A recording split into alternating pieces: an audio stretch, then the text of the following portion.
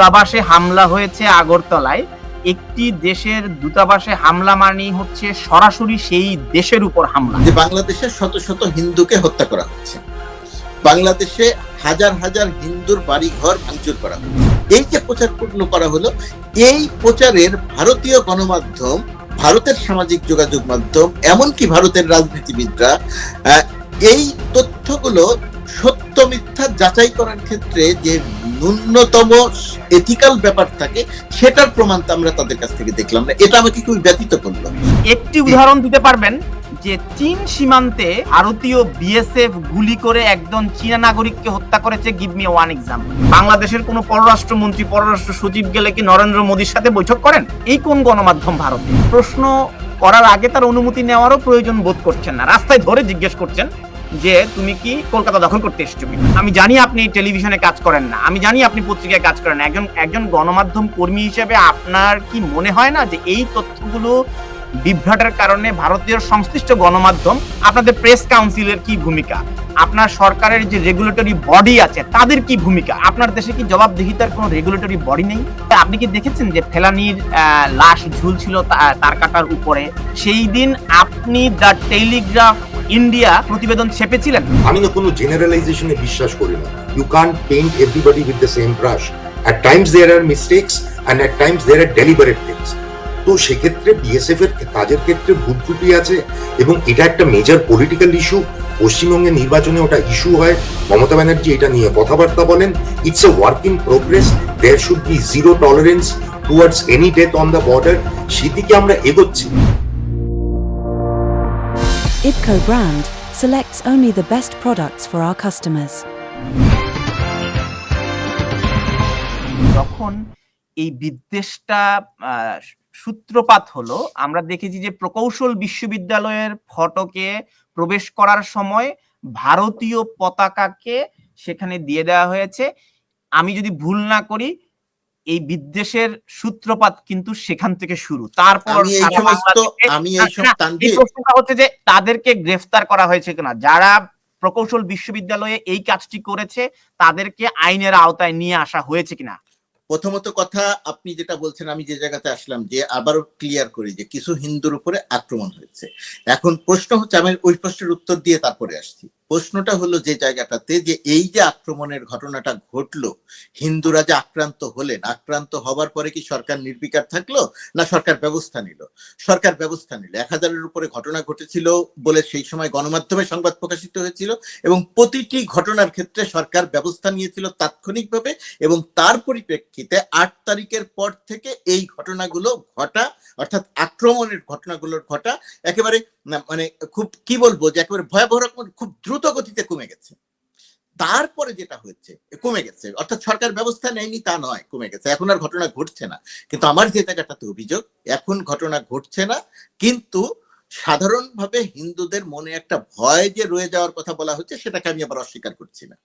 ওই যে 2 জনের কথা বললেন যে পালিয়ে চলে গেছে, সেই পালিয়ে চলে যাওয়াটাকেও আমি অস্বীকার করছি না। এরকম ঘটনা ঘটে থাকতে পারে, সেটাকেও আমি অস্বীকার করছি না। কিন্তু মোটা দাগে যদি কথা বলতে যাওয়া হয়, যে জায়গাটা নিয়ে আমার আপত্তির জায়গা, সেটি হচ্ছে এখন হিন্দুদের মন্দির ভাঙচুর হচ্ছে না, এখন হিন্দুদের উপরে আক্রমণ হচ্ছে না।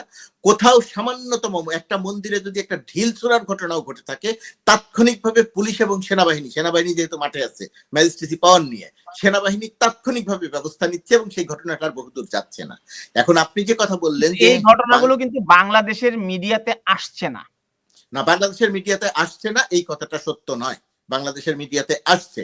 যখন যে জায়গাতে যে ঘটনা ঘটছে। রুমা আক্তার একটি প্রশ্ন করেছে আপনাকে, হিন্দুরা অধিকার চাইলে ভারত চলে যাও, বিজেপি তকমা, ইসকন তকমা, হ্যাঁ, আরএসএস তকমা দিয়ে হামলা করা হয়, আর আমরা মুসলিম হয়ে প্রতিবাদ করলে লীগের তকমা দেন।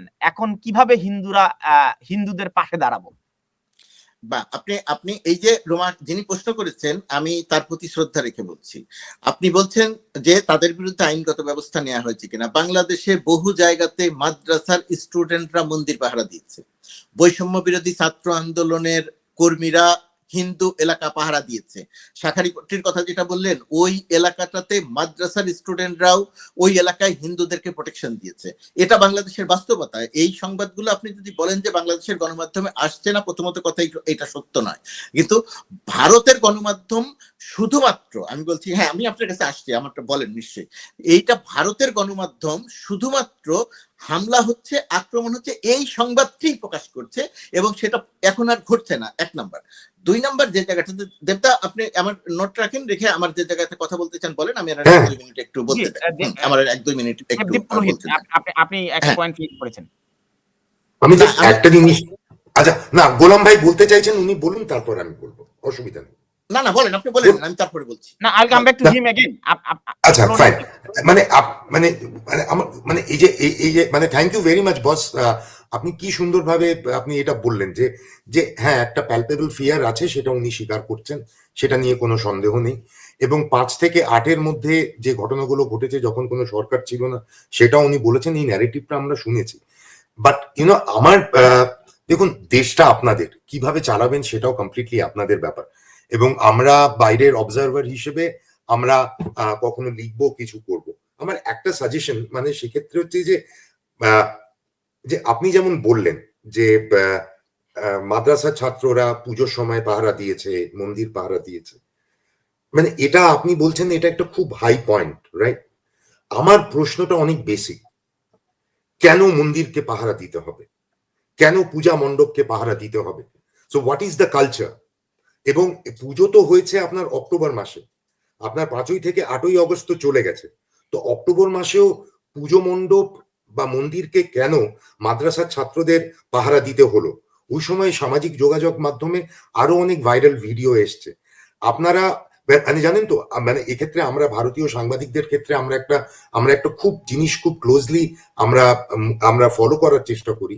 আমরা এমন কোনো খবর করি না, এবং সেই খবর করা থেকে আমরা বিরত থাকি যাতে সমাজে একটা কমিউনাল টেনশন হতে পারে।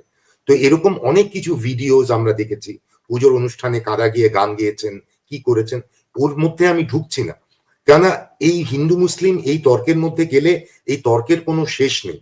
আমি বলছি যে ভারত মানে আপনাদের দেশে মাইনরিটির মধ্যে আপনি স্বীকার করছেন যে একটা ভয় আছে, সেই ভয়টাকে অ্যাড্রেস করার জন্য আপনাদের সরকারের তরফ থেকে কি কি করা হয়েছে?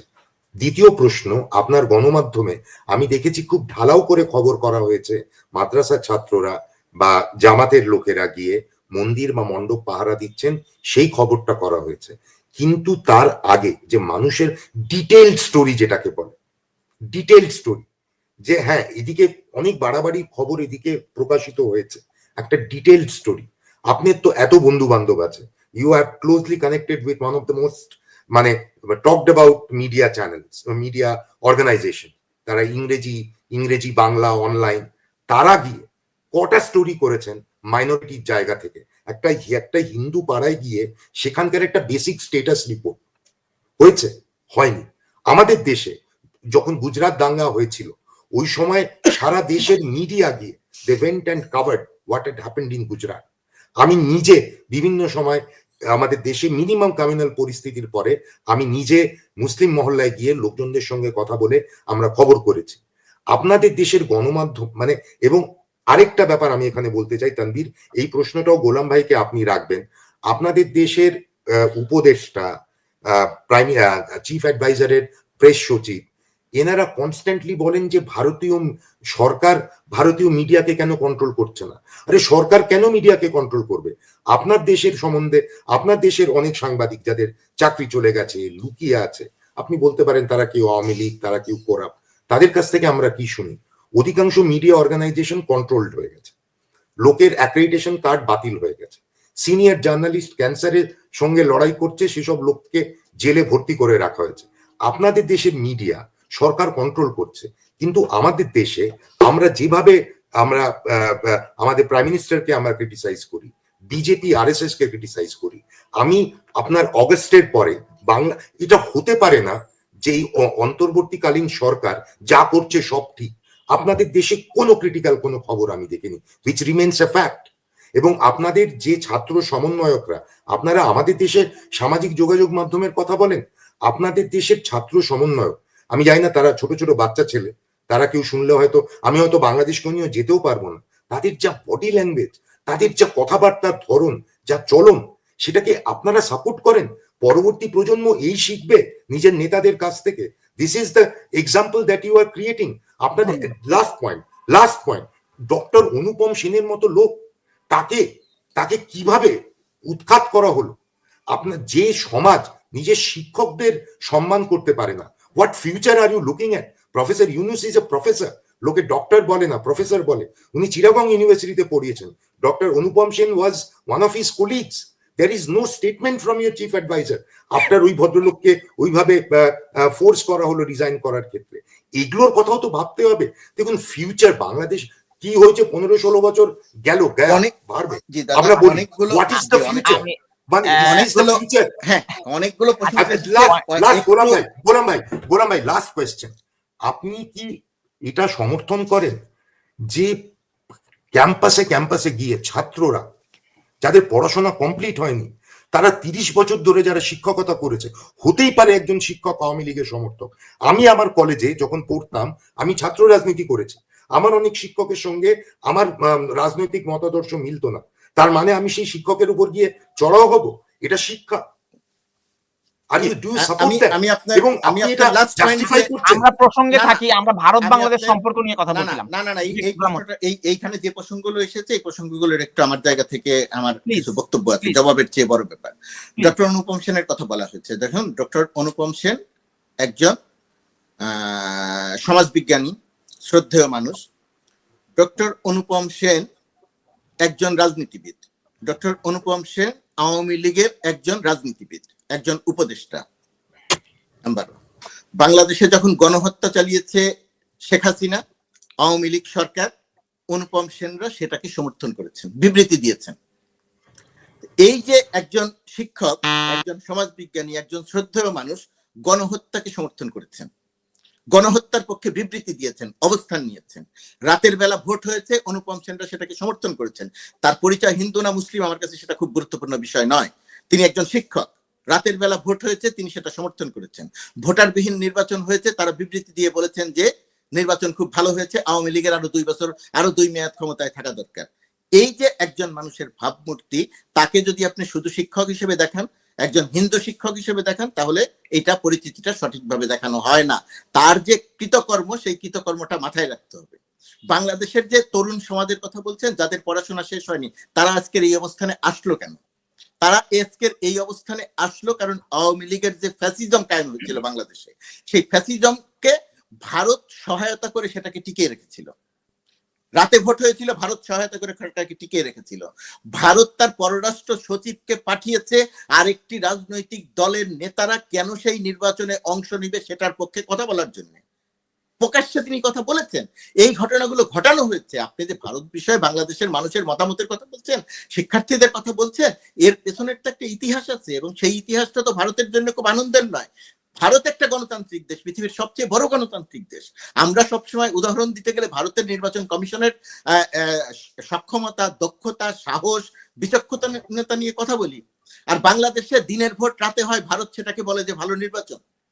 ভারত সেই সরকারকে টিকিয়ে রাখে, ভারত সেই সরকারকে টিকিয়ে রাখার জন্য সর্বতোভাবে সহায়তা দেয়।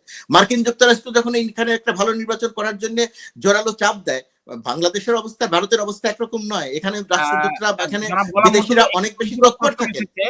প্রিমিয়ার বিশ্ববিদ্যালয়ের ছাত্রীটিকে প্রতিবাদ জানিয়েছেন। প্রিমিয়ার বিশ্ববিদ্যালয়ে আমি পড়ালেখা করেছি, ওনার সম্পর্কে মিথ্যা কথা বলছে, উনি এটা বলেন নাই, প্রমাণ দেখাতে বলেন ওনাকে। মানে আপনাকে প্রমাণ আছে, বাংলাদেশের সকল গণমাধ্যমে প্রমাণ আছে, বাংলাদেশের পত্রিকাতে ওনাদের নামে বিবৃতি ছাপা হয়েছে, সেই বিবৃতির লিখিত কপি আছে, পত্রিকা সকল বাংলা ইংরেজি সকল পত্রিকাতে আছে।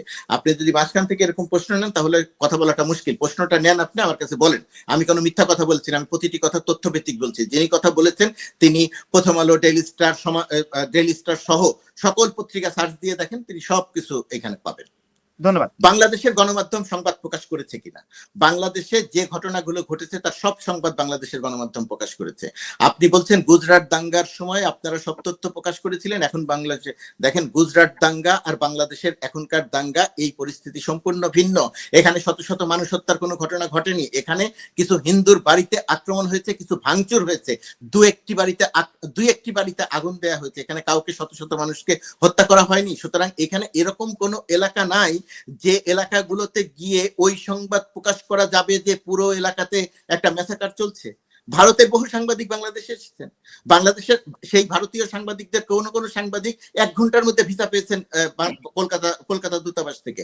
তারা চট্টগ্রামে গেছেন, তারা নোয়াখালীতে গেছেন, তারা কুমিল্লায় গেছেন, কিন্তু ভারতের গণমাধ্যম যা দেখেছে সেই সংবাদটি ভারতের গণমাধ্যমে প্রকাশিত হয়নি।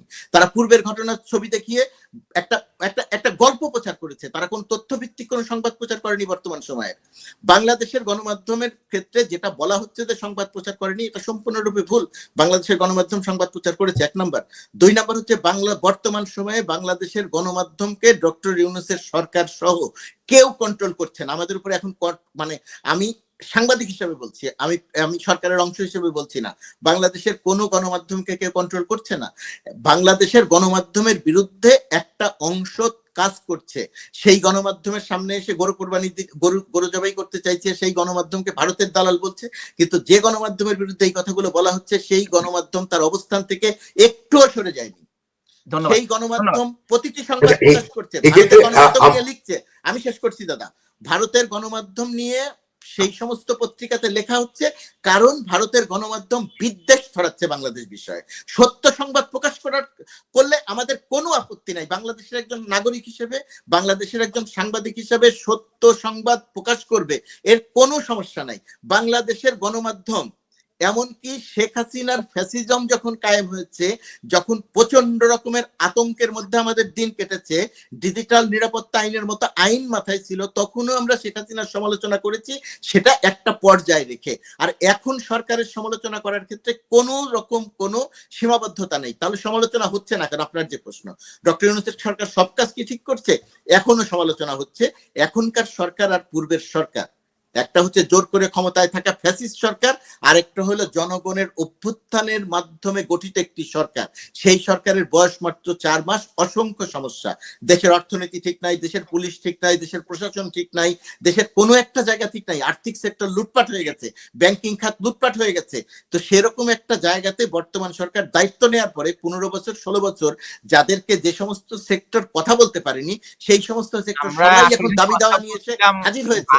তো দাবি হাজির হওয়ার পরে সরকার স্বাভাবিক অবস্থায় কাজ করতে পারছে না, জিনিসপত্রের দাম বেড়ে যাচ্ছে, এই কথাগুলো আলোচনা হচ্ছে, সমালোচনা হচ্ছে না, এটা একেবারে সত্য নয় বাংলাদেশের ক্ষেত্রে। আমরা ভারত বাংলাদেশের সম্পর্কটা নিয়ে আসলে একটু বেশি যদি ফোকাস করি, হ্যাঁ, তাহলে মনে হয় ভালো হবে। IPCO brand selects only the best products for our customers.